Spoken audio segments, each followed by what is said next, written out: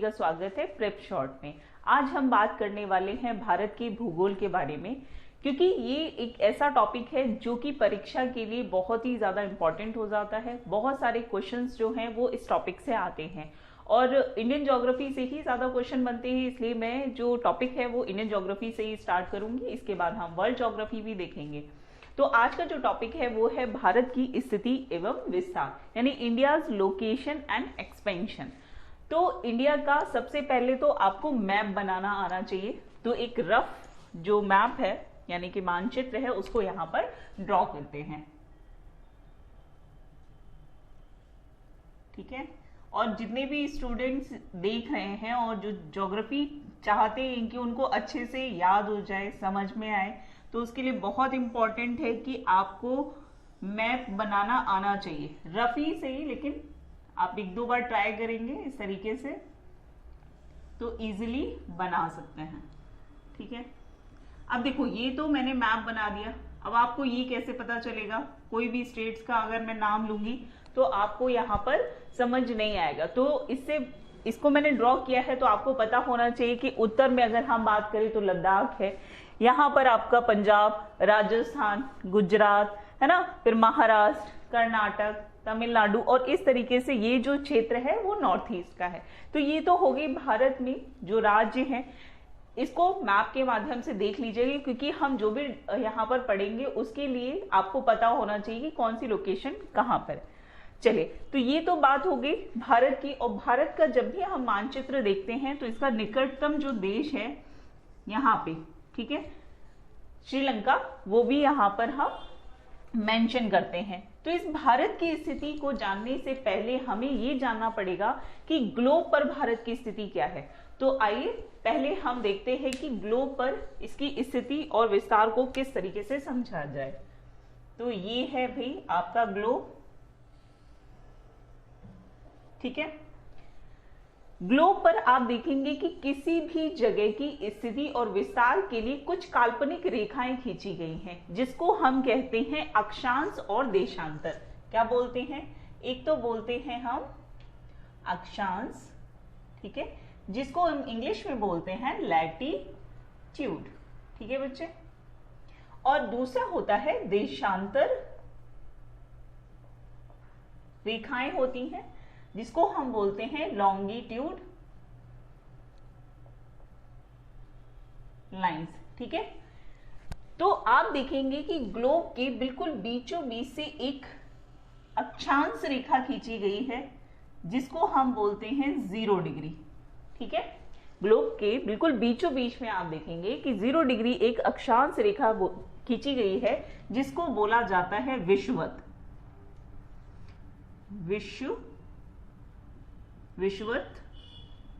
वृत्त, ठीक है। विषुवत वृत्त क्यों कहते हैं? वृत्त मतलब सर्किल, क्योंकि ये पूरे ग्लोब पर क्या है, एक वृत्त बनाकर पूरा का पूरा ये सर्किल कंप्लीट करता है। इसी तरीके से और भी लाइंस हैं जो कि पूरे ग्लोब पर खींची गई हैं, जिसे हम क्या कहेंगे? अक्षांश कहेंगे, ठीक। 0 डिग्री अक्षांश है, इसको विषुवत वृत्त बोल दिया। इसके अलावा इसे भूमध्य रेखा यानी कि भूमि को 2 बराबर भागों में विभाजित कर रही है, इसलिए भूमध्य रेखा। और इसको इंग्लिश में बोलते हैं बच्चे इक्वेटर। क्या बोलते हैं हम? इक्वेटर बोलते हैं। अब आप देखोगे कि 0 डिग्री के ऊपर एक भाग विभाजित हुआ है, यानी कि डिवाइड होकर आधा भाग ऊपर है, आधा नीचे है। अब इस ऊपरी भाग और जो नीचे का भाग है इसको क्या कहते हैं? तो 0 डिग्री के जो उत्तर में है इसको बोला जाता है उत्तरी गोलार्ध, ठीक है। क्या बोलते हैं हम? उत्तरी गोलार्ध बोलते हैं, ठीक है, जिसे इंग्लिश में बोला जाता है नॉर्दर्न हेमिस्फीयर। इंग्लिश में भी याद रखिएगा, कभी कभी एग्जामिनर आपके साथ अगर थोड़ा सा भी चेंज करता है तो कभी कभी हिंदी के वर्ड्स को इंग्लिश में भी दे देता है, इसलिए इसको भी जानना बहुत जरूरी है। और 0 डिग्री के उत्तर का भाग उत्तरी गोलार्ध। इसी तरीके से 0 डिग्री के जो दक्षिण में है उसको हम बोलते हैं दक्षिणी गोलार्ध, ठीक है। गोल अर्ध, ठीक है। इंग्लिश में बोलेंगे हम साउदर्न हेमिस्फीयर, ठीक है।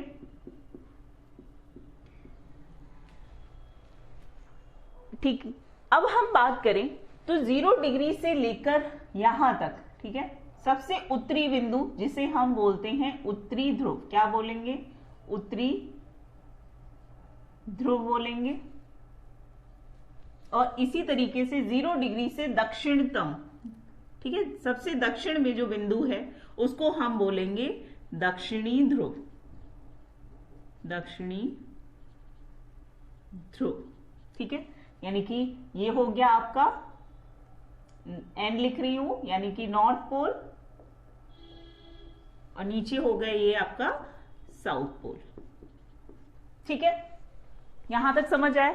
अब आप देखेंगे कि 0 डिग्री से लेकर उत्तरी ध्रुव तक अगर मैं इस तरीके से एक लाइन खींचूं, ठीक है, तो ये कितने अंश का कोण बनाएगा, यहां तक आप देखेंगे तो ये कितने अंश का कोण बना रहा है, 90 अंश का कोण बना रहे हैं, यानी कि 90 डिग्री का एंगल बनेगा 0 से लेकर उत्तरी ध्रुव तक। अब आप देखेंगे कि हर एक अंश पे, मान लीजिए कि यहां से एक अंश पे रेखा खींची जाती, यहां पर हो गया 1, ठीक है। इसी तरीके से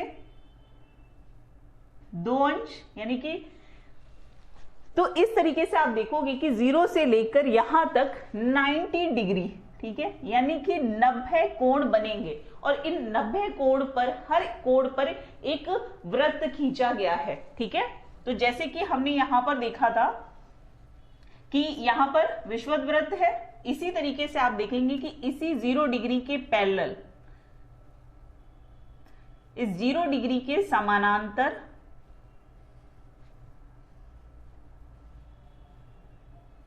और भी अक्षांश रेखाएं यहां पर खींची गई हैं, ठीक है। इस तरीके से 0 डिग्री के उत्तर में भी 90 काल्पनिक रेखाएं खींची गई है, 0 डिग्री के दक्षिण में भी 90 क्या है, अक्षांश रेखाएं खींची गई हैं। अभी हम सिर्फ अक्षांश की बात कर रहे हैं, देशांतर के बारे में भी बात करेंगे। तो आप देखेंगे कि इस 0 डिग्री के उत्तर में एक विशेष अक्षांश रेखा खींची गई है जो है 23.5 डिग्री पे। इसको अलग कलर से कर लेते हैं जिससे कि आपको समझने में दिक्कत नहीं होगी। तो यहां पर चलिए इसी को मिटा के कर लेते हैं। तो यहां पर आप देखेंगे कि 0 डिग्री के उत्तर में, ठीक है, 23.5 डिग्री पर, कितना, 23.5 डिग्री उत्तरी, ठीक है, नॉर्थ लिखना मत कीजिए, क्योंकि 0 डिग्री जो अक्षांश रेखा है, विषुवत वृत्त है, ये क्या करता है, उत्तर और दक्षिण का विभाजन करता है। तभी तो हम कहते हैं कि ये कोई भी लोकेशन, ये उत्तर में है, ये दक्षिण में है। कैसे पता चलता है, इसी 0 डिग्री अक्षांश रेखा के कारण, ठीक है। इसको बोलते हैं हम कर्क रेखा, इंग्लिश में इसको कहते हैं हम ट्रॉपिक ऑफ कैंसर, ठीक है बच्चे, इंग्लिश और हिंदी दोनों में। इसी तरीके से 0 डिग्री के नीचे भी 23.5 डिग्री पर, ठीक है, 23.5 डिग्री पर भी आपको एक अक्षांश रेखा है जिसको बोलते हैं हम, अच्छा इसको इधर लिख देते हैं जिससे कि आपको समझ में नहीं है, दिक्कत नहीं होगी। यहां पर लिख देते हैं ना भूमध्य रेखा, ठीक है, जिसको हम क्या कहते हैं, इक्वेटर। तो हमने बात की कि 0 डिग्री के दक्षिण में भी क्या है, एक काल्पनिक रेखा खींची गई है, वो भी कितने अंश पे, 23.5 डिग्री अंश पे, ठीक है, 23.5। और ये कैसी है, नॉर्दर्न में, सॉरी साउथ में है ना, दक्षिण में है, तो यहां पर हम एस लिख देते हैं। और इस रेखा को कहा जाता है मकर रेखा, क्या कहते हैं, मकर रेखा, यानी कि ट्रॉपिक ऑफ कैप्रिकॉर्न, ठीक है। यहां तक समझ में आया होगा, कोई दिक्कत नहीं है। अच्छा, इसी तरीके से आप, अच्छा ये यहां पर 23.5 डिग्री उत्तरी और 23.5 डिग्री दक्षिण में ये विशेष रेखाएं क्यों खींची गई, इसकी एक महत्व है। क्या महत्व है? आप देखेंगे कि जो सूर्य होता है वो इस क्षेत्र में, इस ग्लोब के इस भाग में क्या है, लंबवत तरीके से कभी ना कभी अपनी किरणों को, यहाँ पर इसकी किरणें जो है वो क्या होती है, यहाँ पर लंबवत गिरती हैं। तो अगर देखेंगे कि 0 डिग्री, ठीक है, जब सूरज 0 डिग्री अक्षांश पर होगा तो यहाँ पर क्या होगा, दिन और रात की अवधि क्या होगी, बराबर होगी। ठीक है, जब सूर्य अक्षांश 0 डिग्री यानी कि भूमध्य रेखा पर होगा तो क्या होगा, दिन और रात जो है वो बराबर होंगे, यानी कि 12 घंटे का दिन और 12 घंटे की रात। तो ये कब होता है? तो यहाँ पर डेट बहुत इंपॉर्टेंट है क्योंकि सवाल आपके एग्जाम में पूछा जाता है। तो इसको लिख लीजिए 23 सितंबर और 21 मार्च, ये दोनों ही डेट बहुत इंपॉर्टेंट है कि 23 सितंबर और 21 मार्च को सूर्य की किरणें विषुवत रेखा या भूमध्य रेखा यानी कि इक्वेटर पर कैसी लंबवत गिरती हैं। ठीक है, इसी तरीके से आप देखेंगे कि जब सूर्य कर्क रेखा पर होता है, ठीक है, कर्क रेखा पर होता है तो लंबवत किरणें कब गिरती हैं? तो ये होता है आपका 21 जून को, 21 यानी कि 21 जून को क्या होगा, कर्क रेखा पर दिन और रात बराबर होंगे, 12 घंटे का दिन और 12 घंटे की रात। इसी तरीके से आप देखेंगे कि सूर्य जब मकर रेखा पर होगा तो ये कब है, तो ये होगा आपका 22 दिसंबर। ठीक है, 22 दिसंबर पर मकर रेखा पर सूर्य की लंबवत किरणें गिरेंगी। क्योंकि आपको पता है और नहीं पता तो जान लीजिए कि जो सूर्य, पृथ्वी जो है वो अपने ही अक्ष पे क्या है, पृथ्वी अपने ही अक्ष पर 23.5 डिग्री झुकी हुई है। इसीलिए यहाँ पर आप देखेंगे कि 23.5 डिग्री नॉर्थ से लेकर 23.5 डिग्री साउथ तक सूर्य जो है कभी ना कभी इन रेखाओं पर, अक्षांश रेखाओं पर लंबवत क्या करता है, किरणें गिराता है। तो यहाँ पर दिन और रात की अवधि क्या होगी, बराबर होगी। समझ में आई बात? इसी तरीके से कुछ और भी विशेष रेखाएं हैं, उनको भी यहाँ पर देख लेते हैं। तो आप देखेंगे जैसे 23.5 डिग्री यहाँ पर नॉर्थ में है तो 0 डिग्री के ऊपर यानी कि उत्तरी भाग में आप देखेंगे कि एक और विशेष रेखा खींची गई है, जो खींची गई है आपके 66.5 डिग्री पर। ठीक है, 66.5 नॉर्थ में। ठीक है, इसको बोलते हैं हम आर्कटिक वृत्त। क्या बोलते हैं हम? आर्कटिक वृत्त, या इसको इंग्लिश में कहेंगे आर्कटिक सर्किल। ठीक है, और इसी तरीके से दक्षिणी गोलार्ध में विशेष रेखा 66.5 डिग्री पे खींची गई है, 66.5, 66.5 डिग्री साउथ, ये नॉर्थ हो गया। तो यहां पर जो खींची गई रेखा है दक्षिण में, उसको बोलते हैं अंटार्कटिक वृत्त। क्या बोलते हैं हम?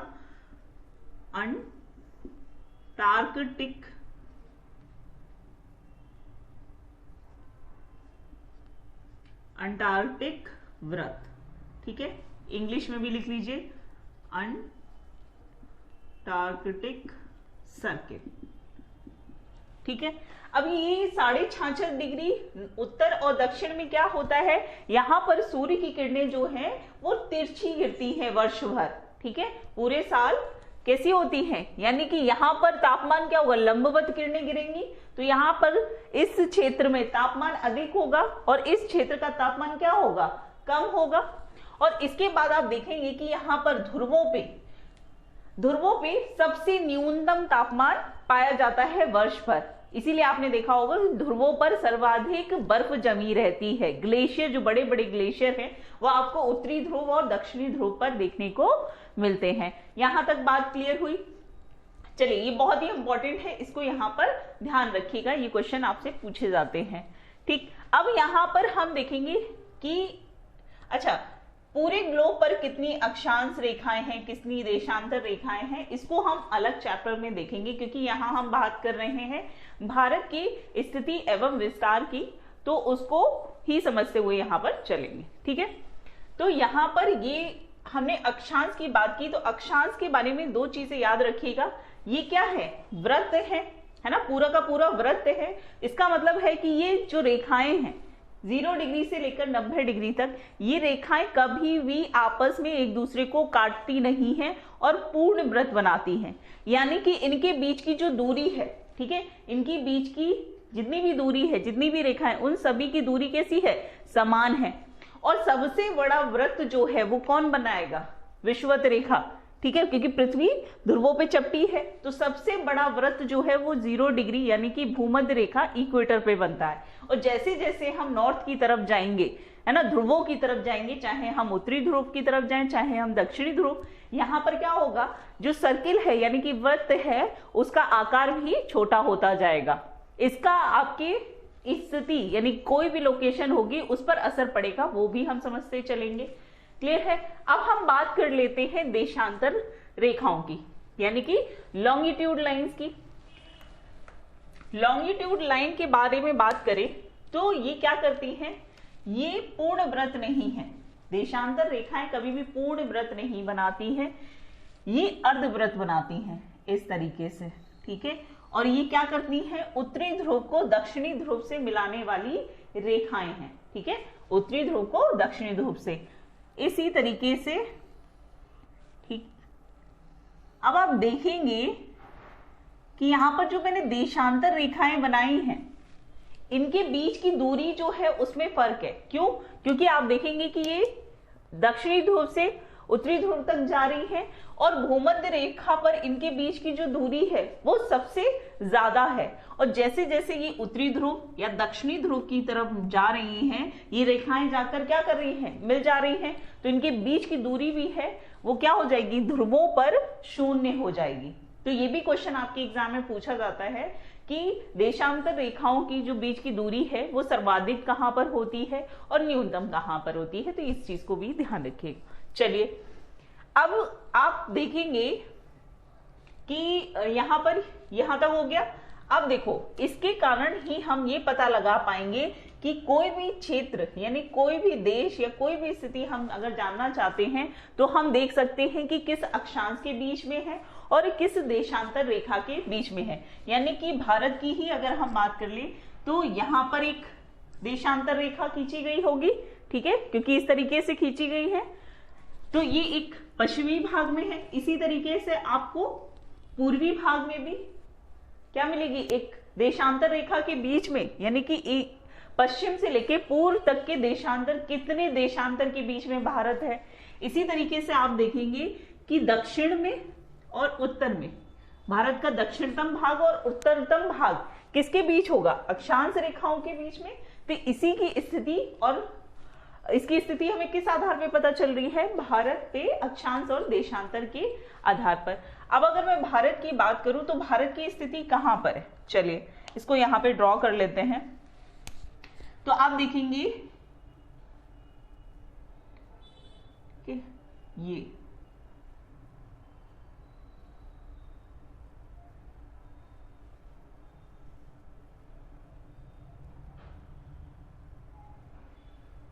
ठीक, ये है भारत की स्थिति। तो अगर आपसे पूछा जाए, जैसे कि हमने देखा कि 0 डिग्री क्या है, अक्षांश रेखा है, इसी तरीके से एक 0 डिग्री आपकी देशांतर रेखा है। और 0 डिग्री देशांतर रेखा क्या करती है, पूर्व और पश्चिम में क्या करती है, दिशा को निर्धारित करती है। ठीक, तो अगर मैं एक प्लेन पेपर लूं, ठीक है, और उस पे इस तरीके से ग्राफ बना लूं, ठीक है, इस तरीके से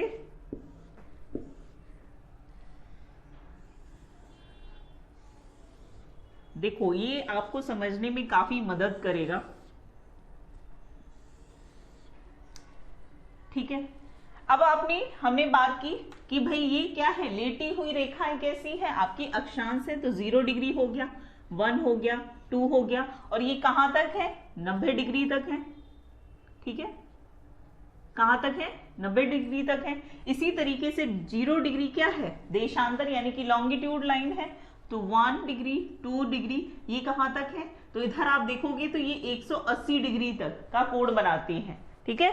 और इसी तरीके से ये क्या हो जाएगा, ये तो हो गया आपका पूर्वी भाग यानी कि ईस्ट, और 0 डिग्री के इधर का भाग क्या हो गया, पश्चिमी यानी कि वेस्ट।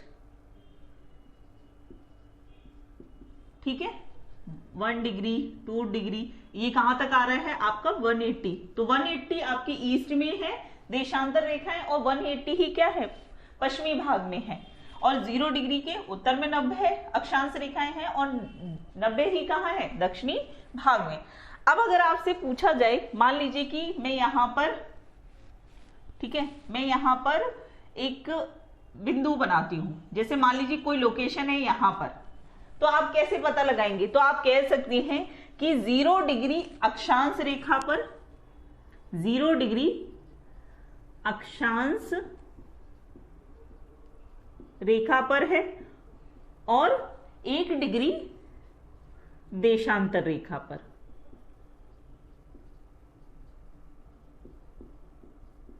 ठीक है, इस आधार पर आप यहां पर किसी भी देश की लोकेशन को क्या कर सकते हैं, पता लगा सकते हैं। अब हम भारत के बारे में अगर देखते हैं, तो आप देख रहे हैं कि उत्तर से दक्षिणतम तक कुछ डिस्टेंस है ना, और वेस्ट टू ईस्ट भी इसकी कुछ दूरी है। तो भारत की स्थिति क्या है, कुछ इतने भाग को कवर करती होगी, कुछ भाग को कवर कर रही है। तो आप देखेंगे कि ये कहां से कहां तक है, तो आप कहेंगे कि 0 डिग्री से लेकर 3 डिग्री देशांतर के बीच में है, और 0 डिग्री से लेकर 1 के बीच में, उसकी स्थिति को यहां पर हम अब देखेंगे। यहां तक समझ में आ गई बात। चलिए अब इसको यहां पर रब कर देते हैं, जिससे कि आगे का हम देखेंगे।